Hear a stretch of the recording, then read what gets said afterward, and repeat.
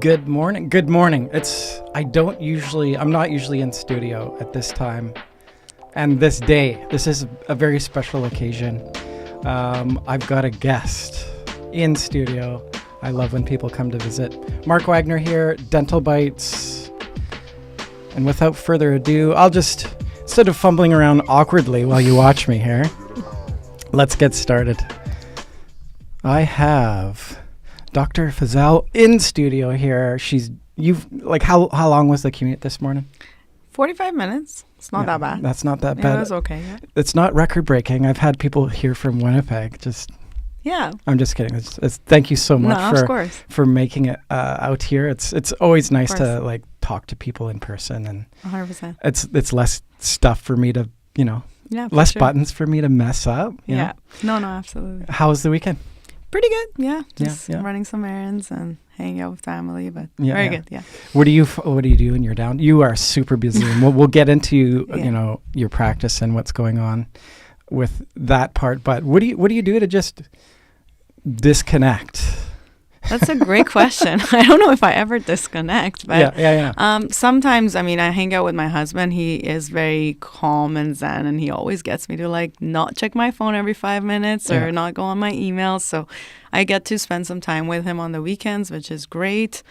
I've really been super busy just, doing dentistry and then doing speaking and then content development. And I'm really having a lot of things on the plan for building a website for education. So lots coming up. And so not a lot of downtime, but it's good. Yeah. And I want to get into how you avoid burnout.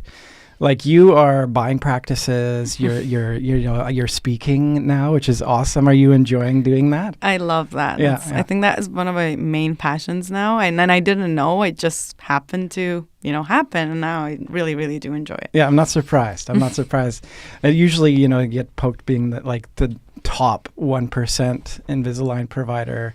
Now, are you the only one in Vancouver? I am now. Every now and then someone else becomes one in Vancouver, but we've been very consistent 3 times in a row now since 2023. Yeah. What do you, let's dive into that first.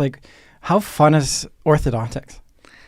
I love ortho, and I if you get into why, it's not just the ortho or moving the teeth that got me into that, is that as a restorative dentist, I always struggled with prepping teeth. I did never understand why we prep teeth down to nubs and then restore them back up. So when I learned more about ortho and how it can really set me up as a dentist who could be very minimal, very good, and build things up with a good foundation, I was mind blown that we never learned that in dental school. So here I am, very passionate about this, really wanting to connect the dots together and really set up all the restorative dentists out there to do better dentistry for their patients. Yeah, and occlusion is such a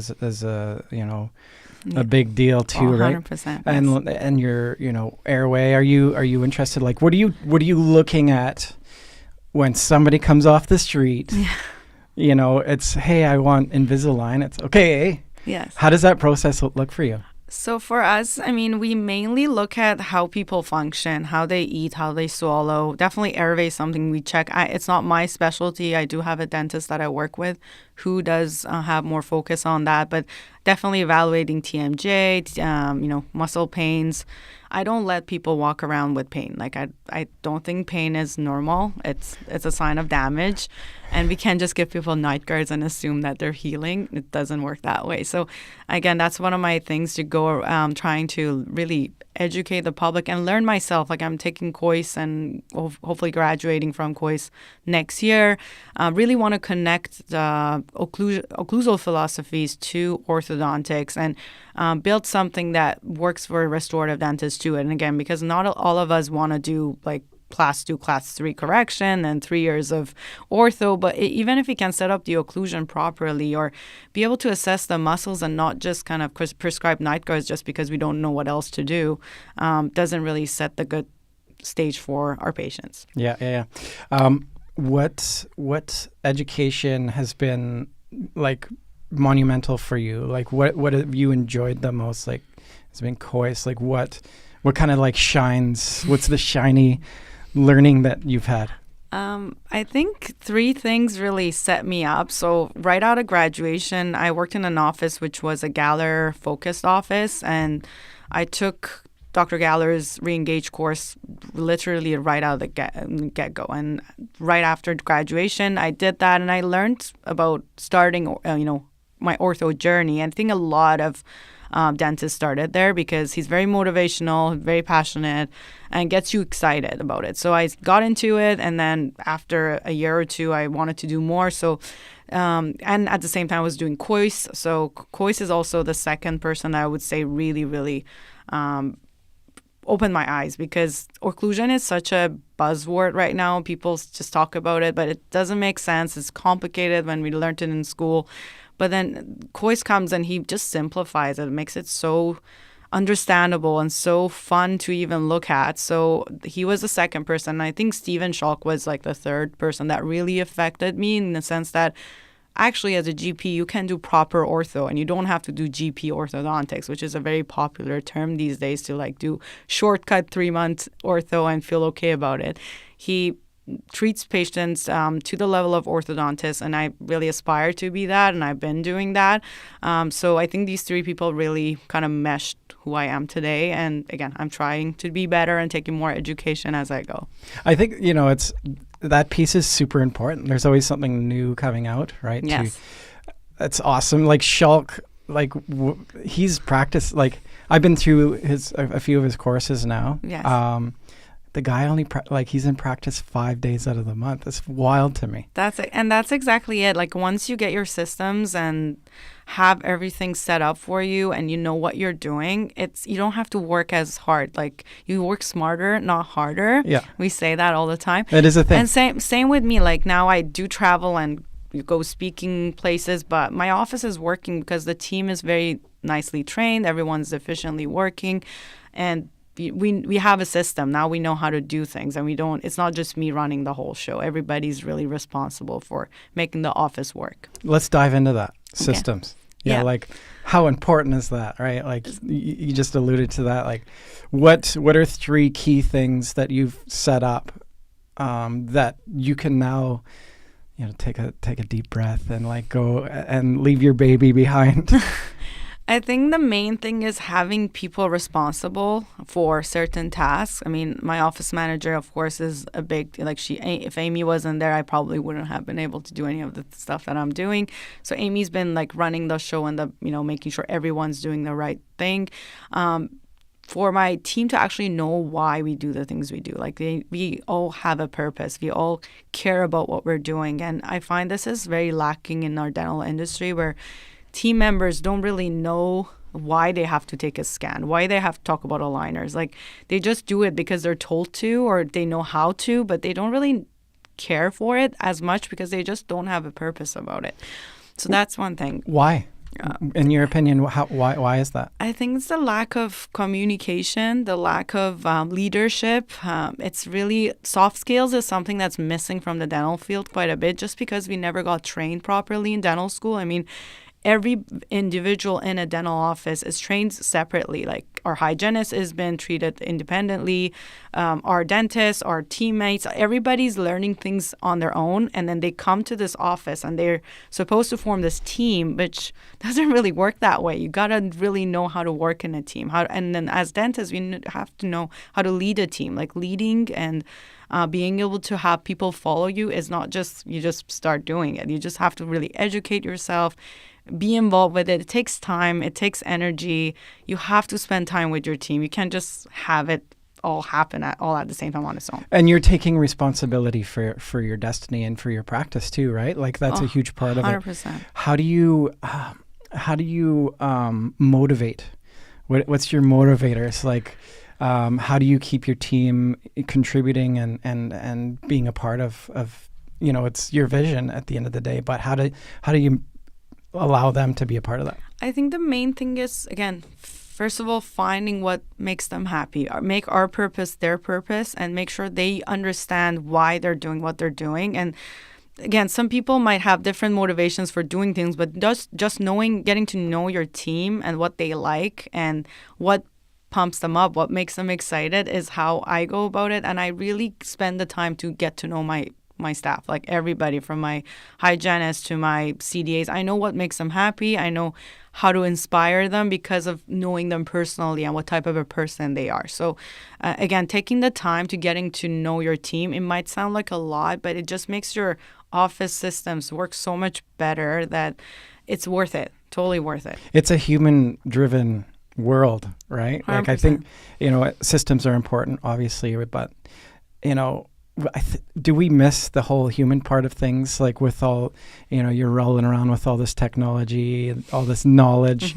Do we miss the human part of it? I really think we do. I think we, even in courses, like all we talk about is how to have better systems or how to monitor things and track production better and all that, but nothing about the psychology of human behavior. I'm a crazy psychology geek. I studied biopsychology in undergrad. You did too?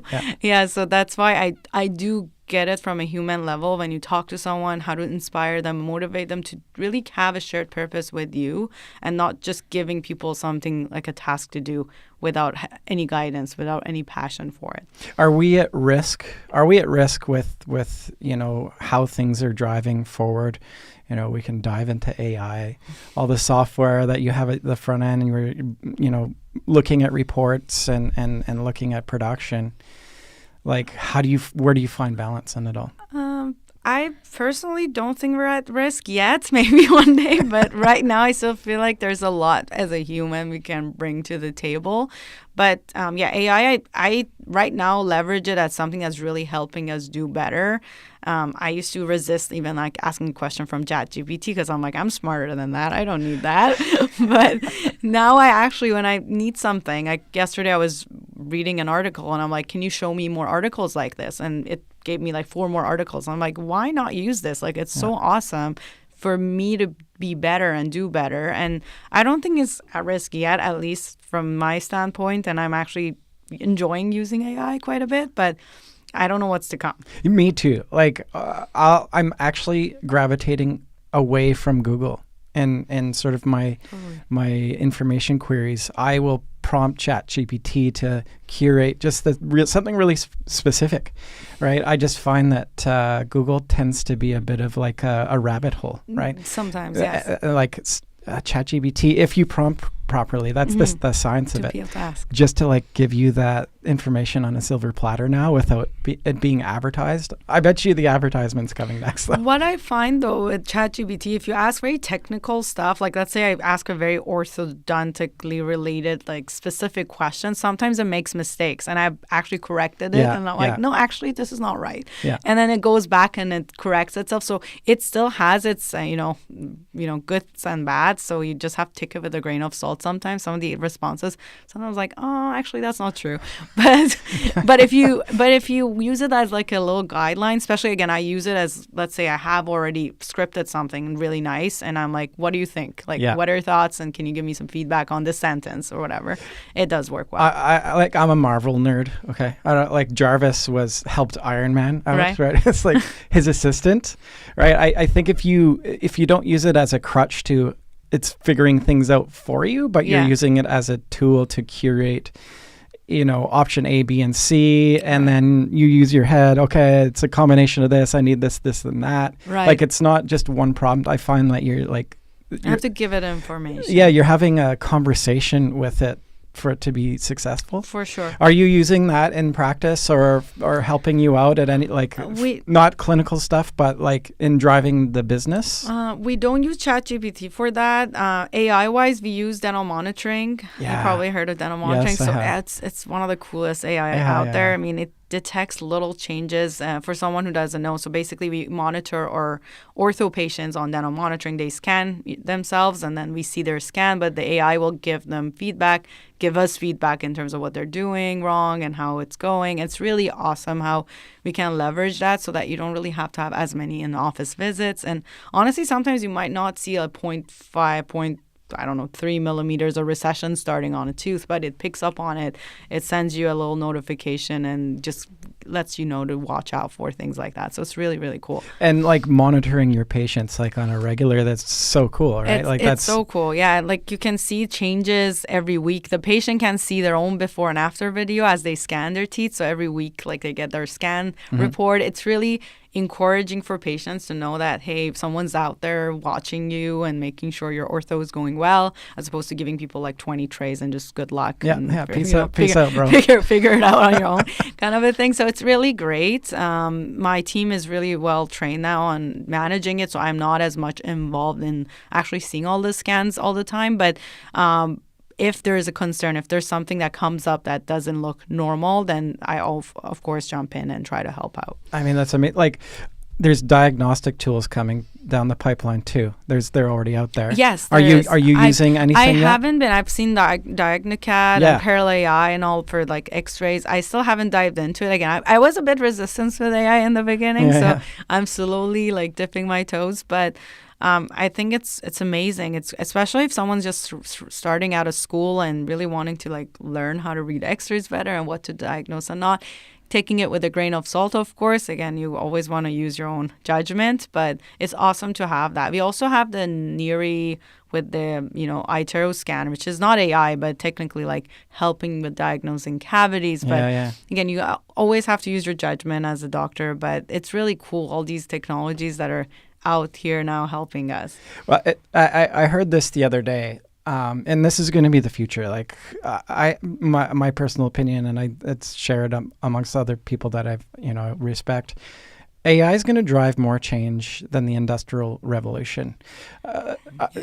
It's been said that eventually we're going to be doing our jobs, whatever it is, and just managing like a team of Makes AI, sense. right, to do all these tasks, and that's going to turn the world upside down.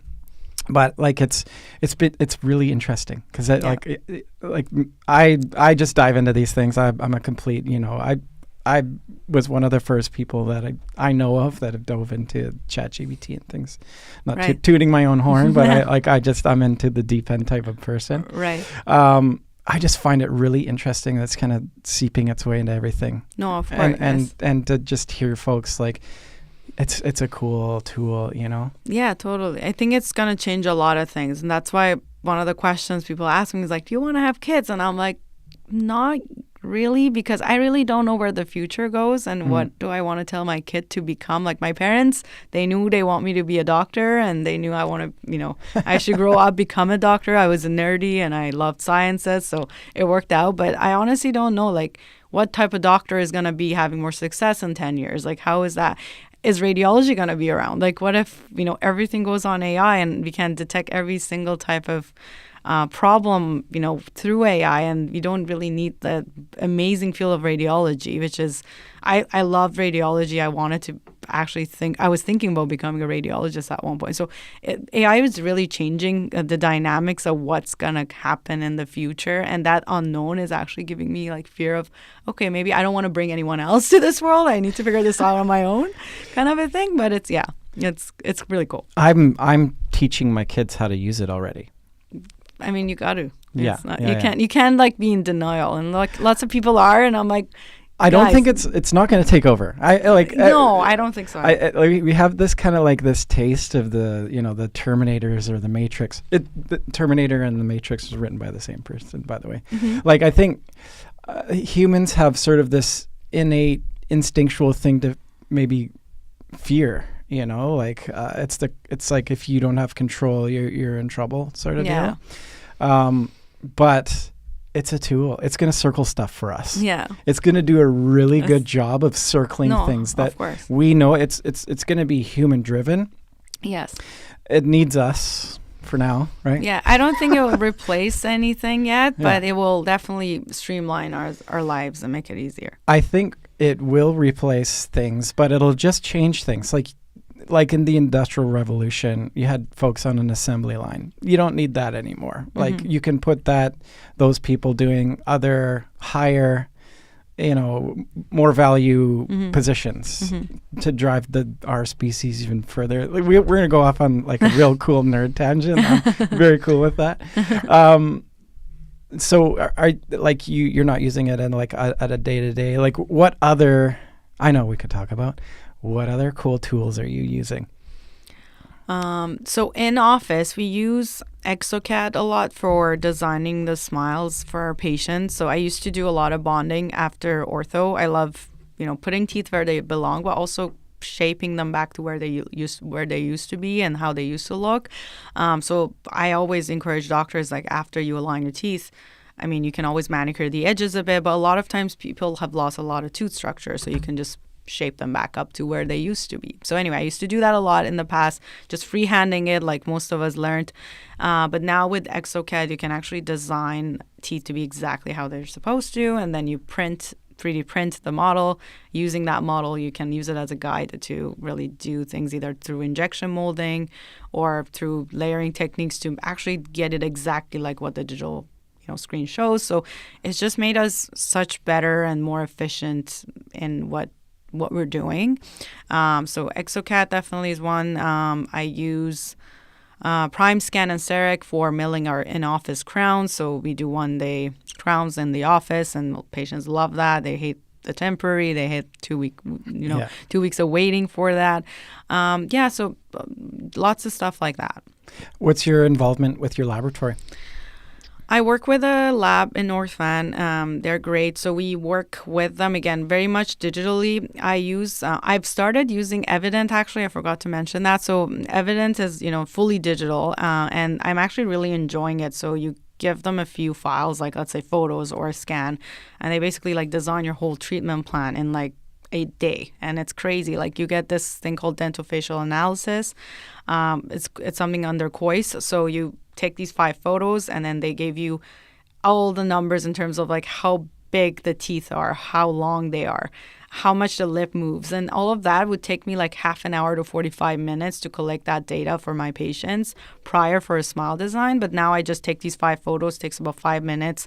My team takes it, and we'll send it to Evident, and then they give me like a digital copy of everything. It's really cool. Yeah, I actually spent some time with Evident. Yeah. Apollo. They're doing some pretty cool stuff. Oh, so cool. They're entrenching themselves in this whole digital realm, and it's the future. It totally is. And again, embracing it and getting on it faster is the way to go. I mean, even with Evident, it took me like a couple years to start using it and be comfortable with having like a digital lab that doesn't even give you anything. What's that all about? Yeah. Like, what am I paying STL for? files, like you're just sending me STL, but what do I do with that? But now like with 3D printing and just knowing the workflow of having like before I didn't even know what a STL file means. Like what do you do with it? Like how do you get it out of your computer? But now knowing like how much this 3D printing is gonna, take us up a notch and be able to print everything in the office is really cool. Like aside from dentistry, like eventually you can buy STLs now and print stuff at home. Like it's cool. It's so cool. It's going to become more and more the future, and it's a materials game, I think, more than anything. Yeah, right. It's really cool. Yeah, you can just print your children's toys and everything at home. It's really cool. It is. It's just more. It just gives you more stuff. Right? Oh, 100%. That's really fun. So when you're walking through the door, like which tool are you like? Oh yeah, this is like I just love this thing. The CEREC, or is it what 3D printer are you using? I think everything. I actually don't own a 3D printer yet. We are looking into getting one soon, hopefully. But we do have a lab that's very close to us, literally like 5 minutes away. So that's why we got lazy and we just get them to print it and give it to us like right away. Yeah. But I'm definitely wanting to set that up. Just been a lot. I've been building another op in my office. So we went from 5 ops to 6 ops and having 2 hygiene days to 3 hygiene days. So all of that takes a lot of hustling. So been busy with some of that. But I'm planning to dive into like 3D printing or maybe like Sprint Ray or something like that down the road. There's a thought process there. Like it's where does it fit? Like where am I going to utilize it? Like ROI when you're purchasing something, and I'll let you dive into that. Like how do you purchase an item?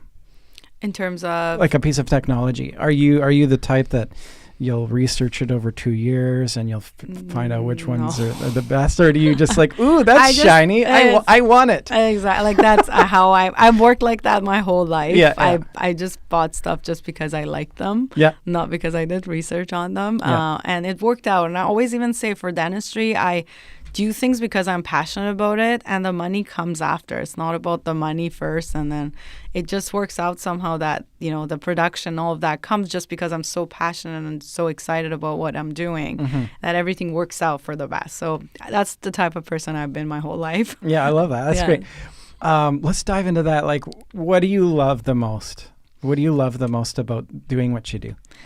I love getting patients that don't have the education on how to make their teeth better and how they could have had a better bite and how they could have had no wear on their teeth. Having patients like that in my chair, changing their philosophy on dentistry and having them really getting to that perfect bite position and perfect smile. And I also love when patients come to me that are fearful, like nervous patients. I have a lot of those that they just don't want to go see a dentist and they hate dentists just because they don't think we're as cool and as nice as other humans are. Why not? I mean, again, it's the barrier. It's the fact that we didn't learn in communication skills of how to get someone to really relate to you as a person.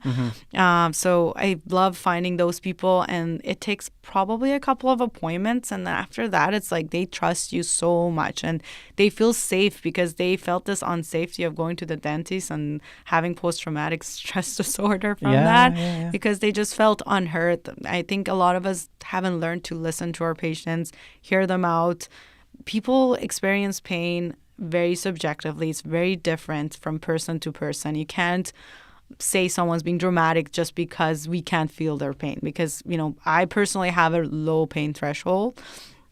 So I know when someone says it hurts, it hurts. You so stub your toe and you're crying? Exactly. Like, it's just low pain. I don't know what it is, but I feel like I'm very sensitive. Yeah. So I can understand if someone's like that and really try to relate to them. And having that sympathy, they feel your energy and they can see that you care. Yeah. And that just goes a long way. It's a medical profession. Like, how important is empathy? It's so important. And the fact is, like, dentistry is, I think, is the hardest in that sense that we are operating on a person that is alive, that is, you know, conscious, and they can move around, and we're working on a very intimate body part upside down in a mirror. Like, it's not easy. And a lot of times I even explain that to patients. I let them appreciate, like, your cheek is right there. I'm working on a tooth that's touching your cheek. I have to pull your cheek. I'm sorry, it's not to traumatize you. But even explaining little things like that, it makes so much sense to them because they don't know why we're doing what we're doing. Why are we retracting their tongue like crazy? Like, there's a reason for all the stuff that we do. It's not because we want to traumatize them, but it's actually us really struggling to get our work done, and they appreciate the difficulty that goes into it. Are you are you cognitive of like all the personality types? Like, do you change your approach based on? I think I do a lot of mirroring, so that's just me being who I am. So if someone's really like nonchalant and chill, I'll be like that. Whereas if someone's really detailed, I want to know everything specific, I make sure I follow that and give them every single detail. So one really cool tip I give to dentists is if you look at a patient medical history and dental history and they have every single medication from like vitamin D to vitamin A and all of that listed, know that that person's very particular about knowing details. They want to know all of that. But you have patients that just cross a line across the whole history. Like they just want to get to the point. Like let's go. Exactly. So I even by their medical history and what they write on that, I try to start peeking into who they are as a person. And again, when they talk to you, just see if they want to get to the point, or if they want to see every single x-ray of their mouth, or if they want to know everything about what's going to happen. So really get to know who the patient is and what they want. And another thing is I always ask them, like, do you want to know what I'm going to be doing? Do you want to know the details, or do you want me to just get it done? And try to work with them, because people are very different. Each individual has different needs and different ways of feeling comfort, and making sure to find that is so important. Are you tracking that in any way? Are you recording that information in patient charts? We do. My team does most of the recording and note taking. So we do have like a social area that talks about what they like, what they don't like. But thank God I have a good memory, so I kind of see people and I know what type of a person they were or how they react. So that really helps me too. I think the memory of like who the person is really helps. Yeah. Is there a good story? You got to have a good story about somebody that was like, I just don't want to be here, to them just being totally blown away or maybe drawn to tears. Like, how cool is that? It's amazing. That's why that's what I strive for. So, I mean, I have a lot of cool stories of patients that were really apprehensive. There was one that when I acquired my Fifth Avenue office, it was owned by an older male Caucasian who was like total opposite of who I am. And I went into this office, and a lot of our patients had night guards prescribed before, and I really wanted to open their eyes to like, hey, let's fix your bite. Like, the reason you're chipping all of your front teeth, your composite fillings are keep falling off is not just because you're grinding in your sleep. It's function. It's the fact that during the day you're chewing, functioning, eating like that. So he was very apprehensive at first, and he's like, who are you? Who the heck are you? I know, like, new you just girl came, on the block, right? Like, you look like you're in your 20s and just took over this practice of telling me I need to fix my bite. Like what are you talking about? But anyway, he was open to it. We talked about it. Took a few sessions of convincing. He had a little baby tooth. He's in his 60s now, and he had a baby tooth at like age 57 that was really loose, and I'm like, there's no point in keeping this. Let's take it out, close the spaces with your teeth to get your bite better. And long story short, we got there. I fixed all of his chipped teeth with bonding. It's been 3 years now that he hasn't damaged any of them, like, which is shocking to himself. But but because he had a proper bite, and when he finished, he was changed as a person. Like, he left us a Google review, like, explaining it. Just brings tears to my eyes reading that Google review. He said he lived 40 years of his life with not smiling and not feeling so self-conscious about his teeth and thinking he has no other choice but to like suffer. And I came along and I really fixed it within a couple years, and it just really touched my heart that someone lived like that for 40 years and no one really gave him a solution other than you need jaw surgery. I mean, yes, a lot of people do need jaw surgery, but what is the alternative? What if someone doesn't want to do jaw surgery? What are we going to do about that? Right. Like, do you think we forget about like the impact that dentistry has on like people's like their ego, their like how they perceive themselves? Do we forget that part of it? I think we do a bit, especially in Vancouver, like where I practice. I find people really want to say like they don't care about looks. It's all vanity. Like, who cares? And they all say when we do orthodontics, a lot of them want to say that they're just doing it for function. But when they finish and we do all the nice stuff and the teeth as a byproduct of a healthy bite look better and they have a nicer, more aesthetic smile, then they're much happier. I find their confidence goes up. I think their character changes, honestly. They're just like different, and they feel more excited, they feel more passionate about what they're doing. It just changes them as a human. I find it does change lives for sure. You're handling dentistry in more of like the full mouth though. Yes. Like, you're doing tons of Invisalign. 80% of the world, the dental world, is single unit posterior, right? Like, yes. I think that would be long term. That would be a grind if that was sort of your. I mean, I'm not knocking anybody, but on a personal, like, if I was in your shoes, I think it would be fun to just do handle things on the full picture. Yes, it makes sense to me. I think it's because of how we were trained in school to look at a tooth single by like one tooth at a time and never got to look at the whole picture. And again, that's why I'm so passionate about educating other doctors to just kind of step back and look at a face and look at teeth. I mean, now I help with clin checks for a lot of doctors, and sometimes they send me clin checks of people, the teeth moving, and there's no photos. And I ask them, where's the photos? They're like, we don't have photos. I'm like, you are treating a person. You're not treating teeth outside of a jaw, like this has to fit into the face. And it seems so like normal to me that you have to really know this teeth in reference to the face, because why do you extrude teeth in the front if the teeth are already displaying quite a bit?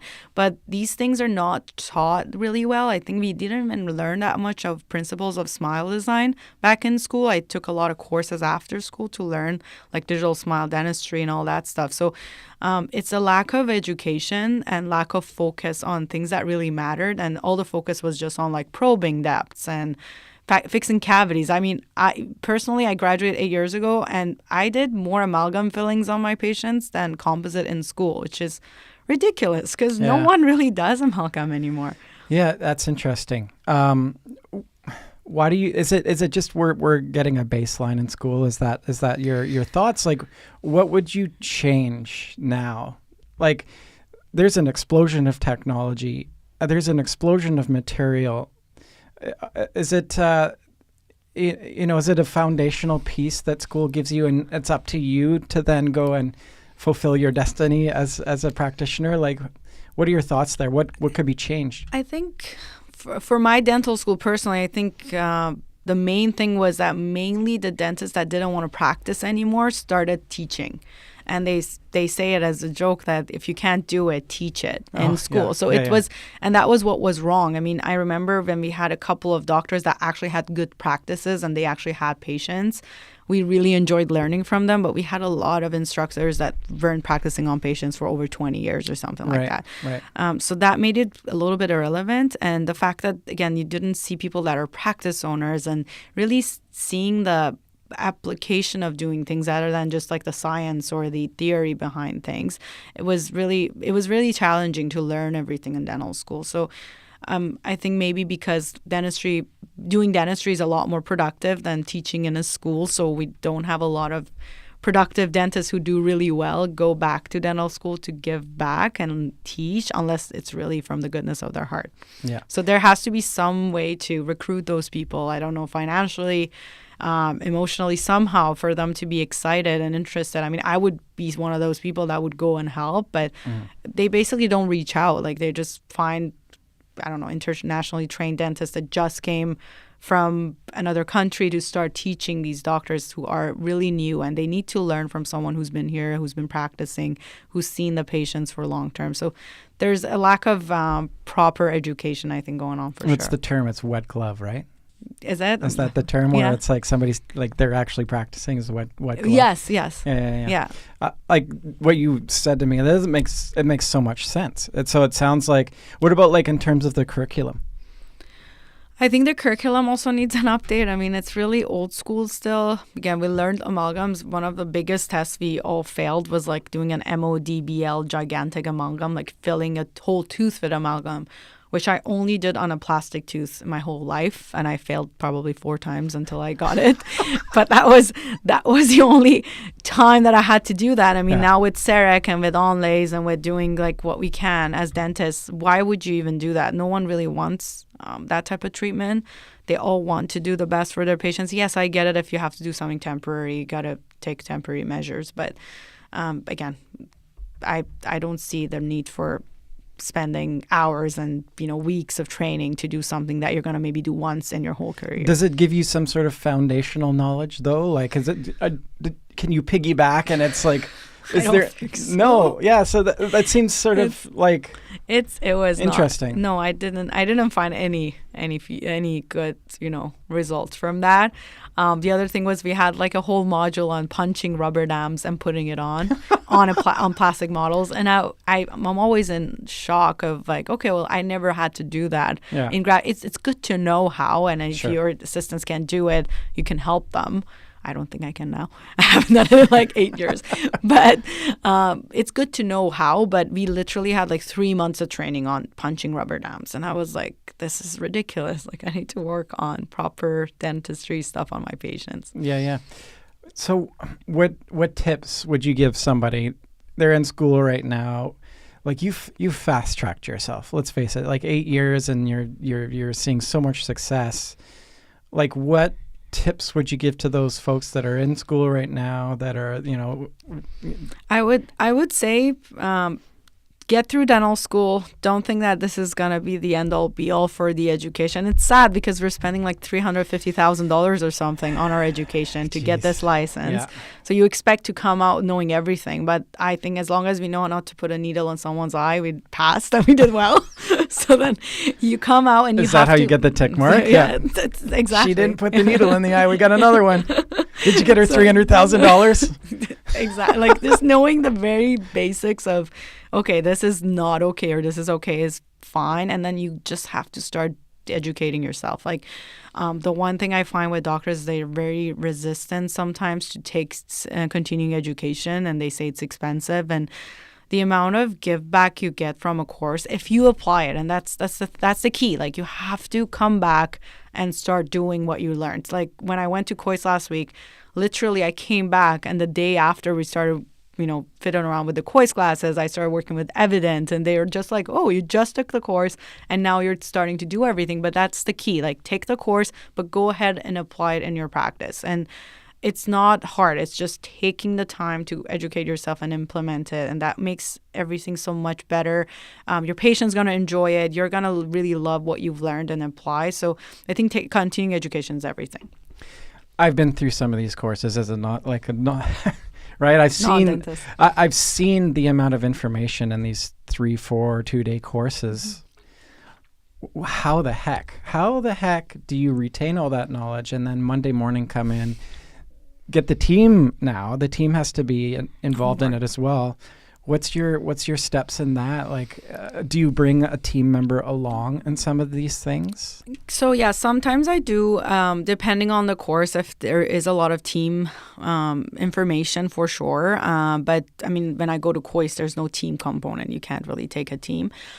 So I do go back. And again, it's important to educate your team now on what you learned and then the purpose behind it, why we're doing it. We did a full photo day training last Thursday where they actually had some fun taking photos of each other. So I spend a lot of time also getting the team to practice and educate themselves, because when they learn, education for everyone is power. Everyone feels more powerful when they know why they're doing what they're doing. I mean, I love when I see my team talk about clean checks to the patients. They understand why there's attachments here, why they would do IPR, what's the reason for anything. And it just makes them feel so much more in charge. And I think as dentists, we don't necessarily teach people why we do stuff. Again, even like the dentistry stuff, like why do you use this bond here versus the other bond the other day, or why do you use this cement versus the other cement? I think with my team, if you talk to them, they know why, and they could talk to you like a dentist. So it's important for them to really learn the why behind everything, and having them trained together, they start practicing on each other. Anytime I have a new team member, I have them scan each other, learn to evaluate each other's bites, things like that. So just spending the time would be, and then again, you might offset a little bit of production, but the value of that for you is like unlimited. But it's hard to see that in like a short term, like if you're looking through a box and not having a full 3D view. It's hard to see that, but it has a lot of value. You have the mind. Like that's where it starts, I think. You understand it like at a very deep level, intimate level yourself. You're a good teacher. Yeah, I really try to be, yes. Yeah, so that's a key in leadership, isn't it? Right? Yes, 100%. Again, if you can motivate and inspire people by educating them, they're going to feel powerful, and they want to educate the patient. So you really get a whole bunch of people that can be a mini Sadaf and present you. Yeah, that's awesome.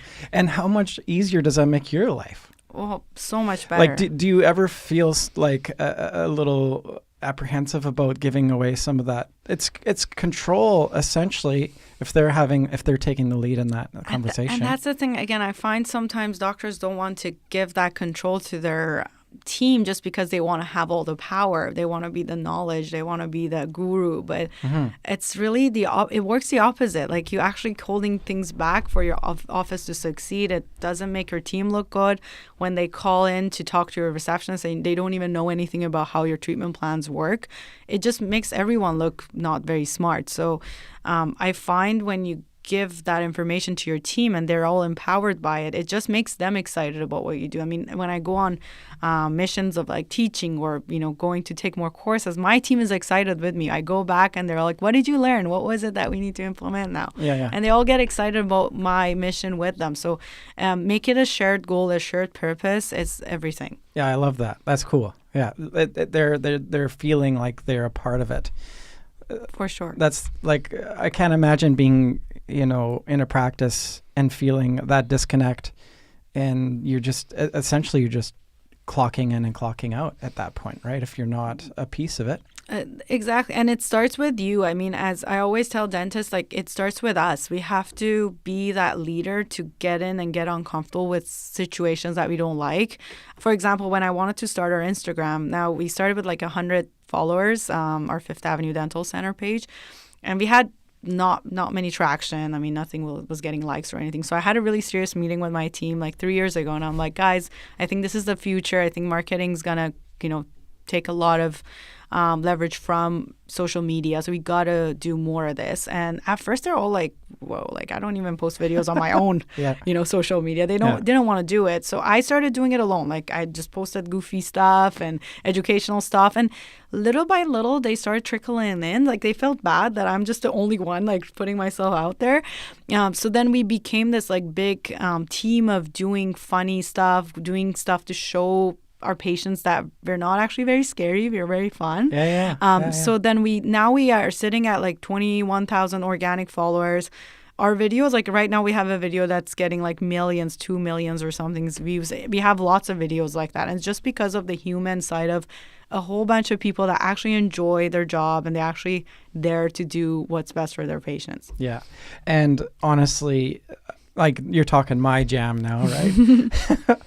I see it with direct performance of everything. Like the more genuine it is, the less people have this scent for like if they're being sold on anything, right? Totally. And like everybody's got this little device in their pocket where, you know what I mean? Like everybody's informed and stuff. So like, are we just...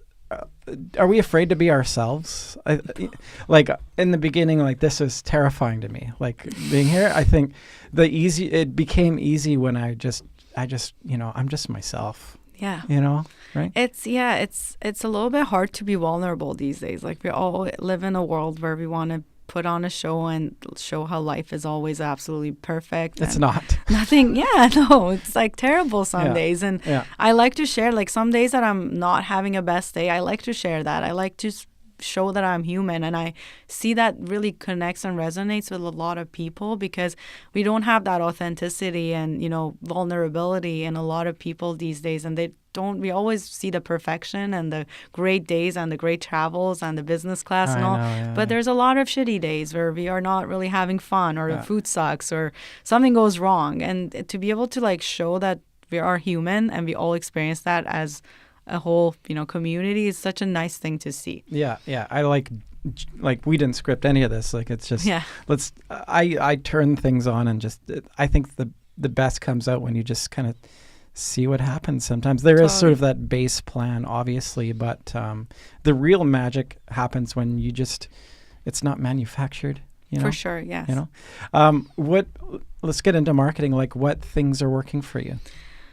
So marketing, I didn't really have much marketing in the beginning. With our aligner journey, with our Invisalign, a lot of 90% of our patients in the beginning, I would say, was just people that came to the office for general checkups. And we would just talk to them about how we can improve their bites and improving their function. And as a byproduct, they will have a nicer smile. So that's how we actually got into aligners and got better. And then we got into social media. And I never thought of it as marketing. Honestly, I was just like, I want to just have a brand. I want to put myself out there and create a vision for what I am, who I am, why I'm doing what I'm doing. And then it just brought patients in. Like it was crazy. I would just get messages. We would get phone calls. Like we saw your video on Instagram. We really liked you. And we have our patients follow us. They comment on our videos. They come and joke. Sometimes they reference the video and I'm like, I don't even remember which word. Yeah. But they actually love us. They became a fan of the practice. You're resonating with people. It's really, really something that like changed the way I even see dentistry myself, because I never thought like patients would actually genuinely like to see a lot of our videos and actually comment or come to the office for the video that they've seen or something like that. So that actually brought in patients organically too, without honestly, no money was invested on creating the content more than just having someone that helps us with creating that content. But now we are doing more serious type of marketing for our Invisalign, because I noticed that a lot of patients are really looking for this and they don't know where to go to. So showing that we are very capable, we have all the systems, and most of the patients that come to the consult, they tell us like they see that the way we do things is very much more efficient than wherever they went for a consult. We really are systematic.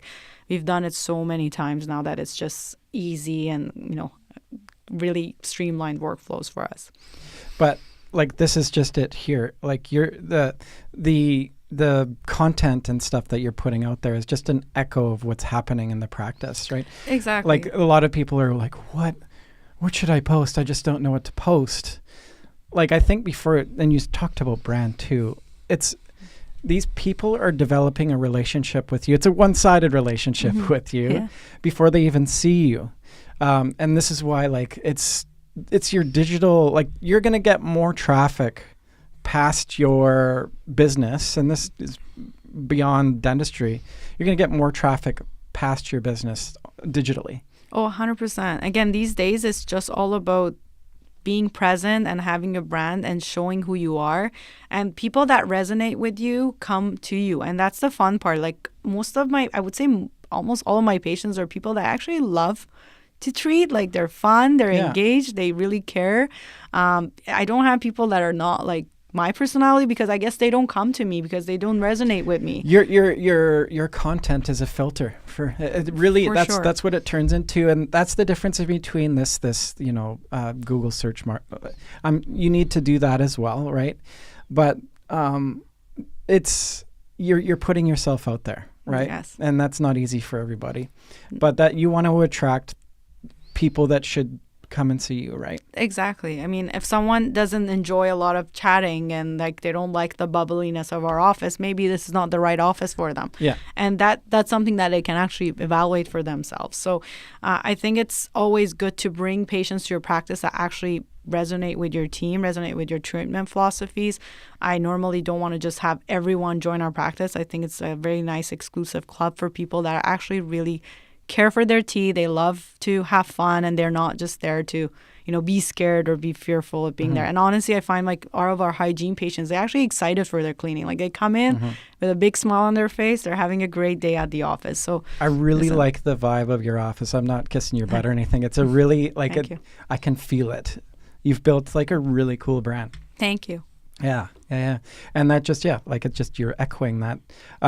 So you're doing some paid ads right now? Yes. How are you finding that? We are doing a lot of just Instagram and Facebook. I haven't done a lot of Google. And I don't know. I find Google a little bit monotonic, and it's not like as human again. So there's just like words, and it didn't really connect with me, honestly. You're in a battle, right? Yeah, exactly. Yeah. And it's just like Invisalign dentist, and then there's like 200 other ones, and I'm like, I can't compete with that. There's 200 offices around me. You can, but it's expensive. Oh, it's very expensive. Yeah. And I don't think the return on investment for that type of stuff was for me back when I started doing some Google ads. So now it's mainly just Facebook and social media marketing. You're organic. All organic, yes. And like SEO trickles into that. That's part of that pool too. There's your Google right there. Like you spoke about reviews. Like, are you using a system to collect reviews? We use Podium to get reviews. So every time we have patients in, we'll make sure they get a notification to give us a review. And we also ask, if we get a lot of patients that just compliment us, like, we really had an amazing service today, this was amazing, we had a great experience, we'll ask them, like, could you please leave us a Google review? We'd love that. So we definitely ask. But we've also gone from, like, I think when I acquired the office, it was 2020, like right in the middle of COVID, and just in a couple years we got in about, I think, 500 reviews. Like, we didn't have as many, and we just got a lot of people just reviewing us and giving us great feedback. And maybe a couple of 1 stars that I sometimes don't even know where they came from. Like, there's definitely, again, and you always have to talk about the bad too. Like, we are in an industry when sometimes like things come and I'm like, I don't even know who is there. We don't even have you in our database of patients. Some people just drive down the street angry, right? Yeah, and you can't help that. We had 1-star review a few months ago, and it was like, I called the office and they didn't answer, so they left us, and I'm like, okay, like, I don't even know how valid this is, or like, you would not leave a 1-star for just not having a phone answered. Like, which is really interesting. A couple facts for you. What's really interesting right now is only 50% of the population out there are trusting reviews now. Really? Okay. 50%. The whole you didn't answer the call thing, and this is like, people are just want like a response right away. Right. You're 21 or 22x less likely to convert a patient that makes an inquiry if you don't capture them within the first 5 minutes. Interesting. That's people's expectations now. Yeah, well, everything needs to be instant and Yeah. right on the dot, which we try. I mean, a lot of times I tell the girls like you have to answer phone calls immediately, but there's days that like maybe one staff member is sick or someone's stuck in an appointment. So there's always hiccups in that workflow. They're but- patient facing, right? The front end. Yeah, exactly. yeah. So it's a little harder to always be on the ball and doing things the right way, but we always strive for it. Strive to be, instant delivery of service. Yeah. The best you can, right? Yeah, What are you using? Some recare tools, recare software? We use I forgot the name actually now. I'm blanking out. There's something we use on if you go on our website, it's for booking appointments. Okay. So it's just a chat like AI technology. Okay. Yeah. And it's ported directly into practice management software? It goes to our practice management, and then they can book their appointment. And I'm blanking out on the name. That's okay. Sorry. That's all right. But like I was just kind of going to dive into that, like the online booking portion. It's not fully online booking in a sense that like they can go and choose a time and a date and book themselves right away, but they can see what's available for especially for cleaning and exams. They can book it online, and then we get a notification, and they have to, it's like a request pending for them until we approve that this time works, and then they get a notification back that they are actually booked in. Yeah, the front end needs Care Queue. I remember now. Care Crew. Yeah. Yes. Oh, So we actually deal with Care Crew. You do. Okay. Yeah. Yeah, it's great. Great. Are you using the whole analytical piece of that?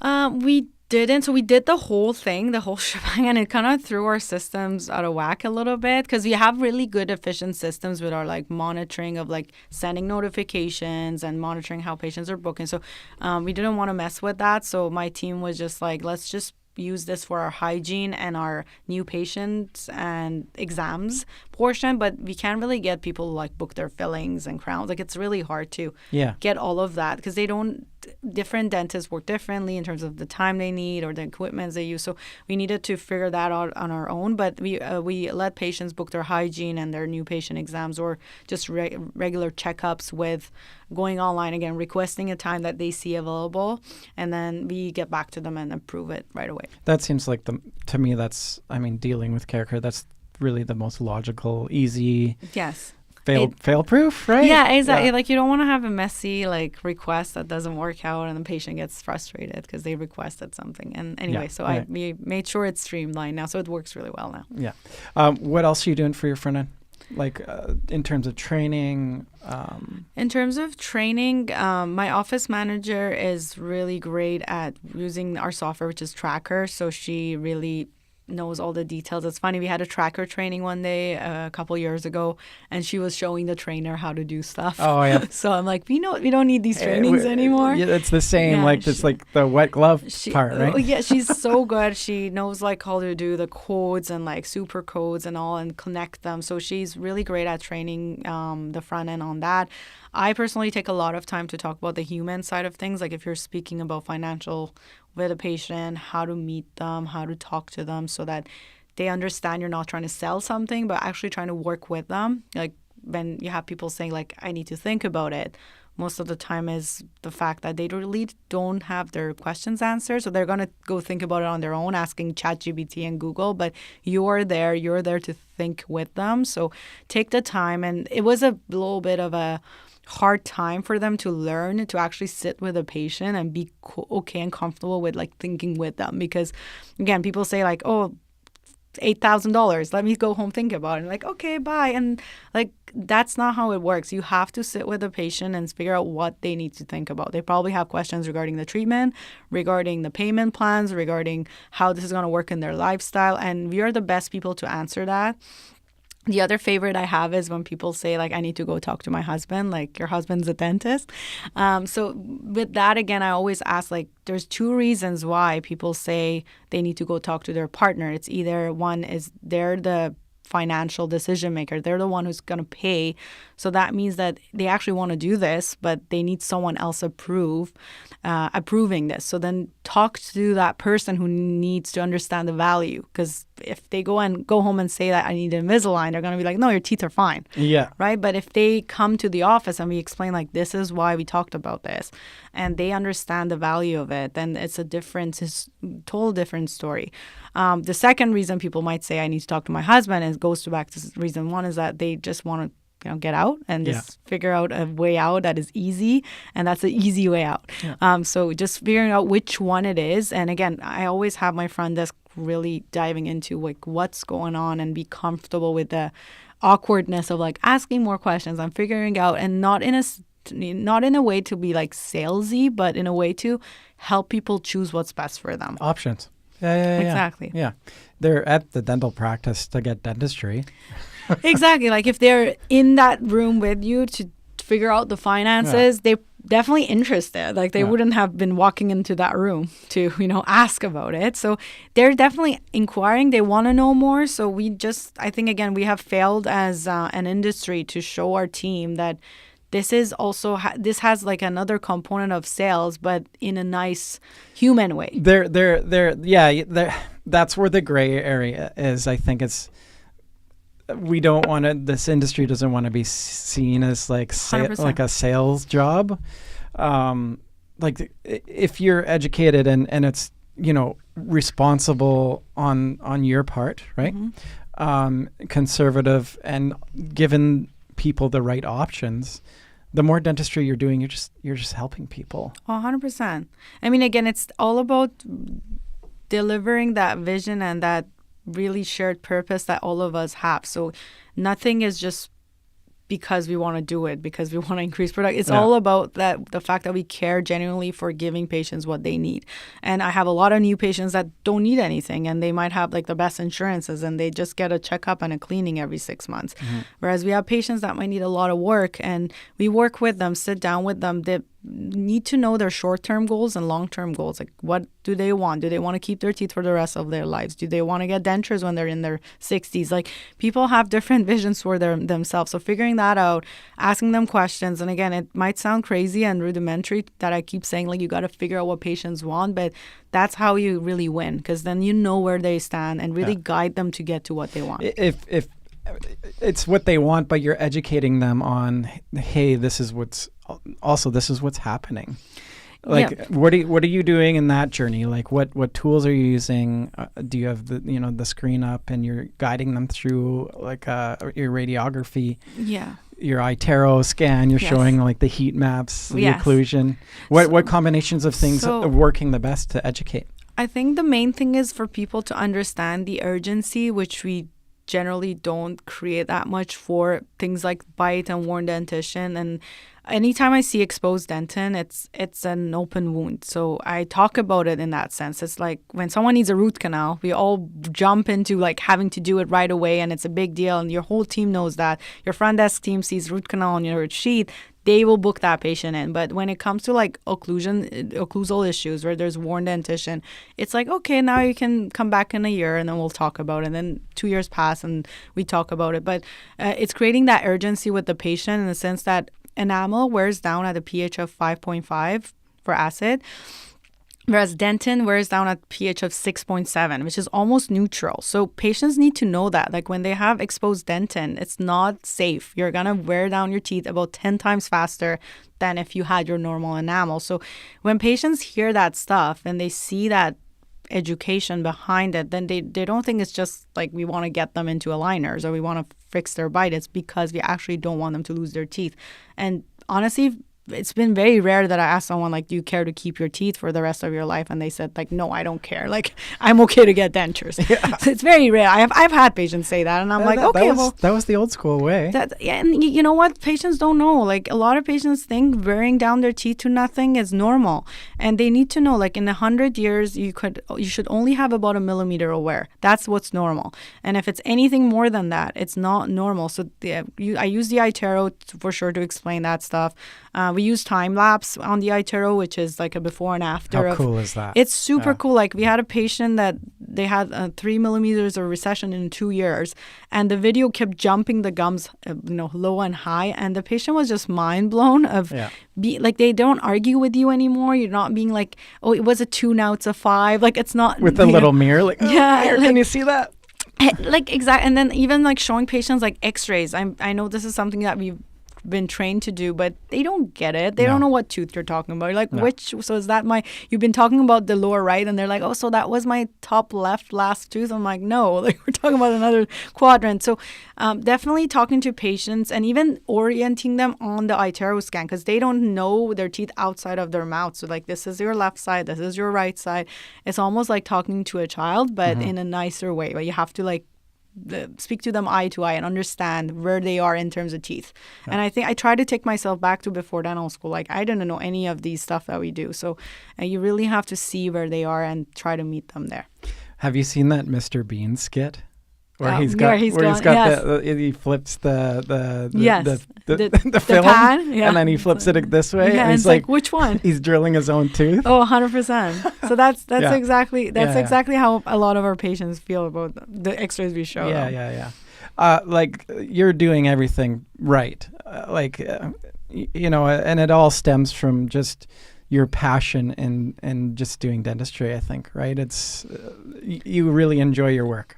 I do, and it's funny because I wasn't super passionate about this. I find passion in dentistry. So I actually wanted to become a psychologist. That's why I went to psychology, and that's why I have this like extroverted, people-loving side that. But you are a psychologist in your work. 100%. I think the dental chair just changed into like a couch that was for psychologists. They can't talk back to you now, right? They're just listening. They're just listening. And no, but I do definitely listen to my patients a lot. I really try to understand them.